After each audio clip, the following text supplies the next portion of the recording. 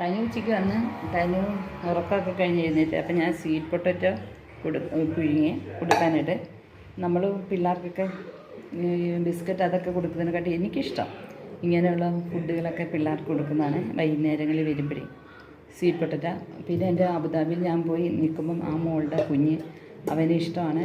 അമ്മുമ്മ എനിക്ക് കോഴിക്കോട്ട ഉണ്ടാക്കി തരാൻ പറയും. അതായത് നമ്മൾ ഇടിയപ്പത്തിന് ഉണ്ടാക്കുന്നതിന് മാവായിരിക്കും. അധികം വന്നിട്ട് ഒരു ദിവസം ഞാൻ 2 ഇങ്ങനെ കൈ കൊണ്ട് ഇങ്ങനെ ഉണ്ടാക്കി കൊടുത്തേ. അതിൻ്റെ ഉള്ളിലേക്ക് നിറച്ച് ശർക്കരയും തേങ്ങയൊക്കെ നിറച്ച് അപ്പോഴത്തേക്ക് അത് ഭയങ്കരമായിട്ട് ഇഷ്ടപ്പെട്ടു. അതുകൊണ്ട് ഇത് തനുക്കുട്ടന് ഉണ്ടാക്കിയതാണ്.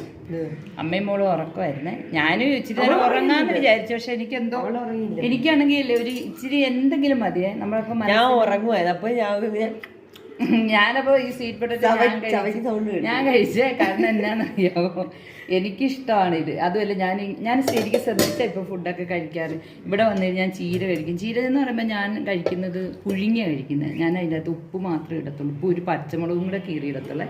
വെള്ളത്തിൽ വെച്ച് വേവിച്ച് കഴിക്കുന്നത്. അല്ല എണ്ണയിലിട്ട് വഴറ്റിയെന്നോ അങ്ങനെയുള്ള ആഹാരങ്ങൾ ഞാൻ കുറച്ചാണ് കഴിക്കാറ്.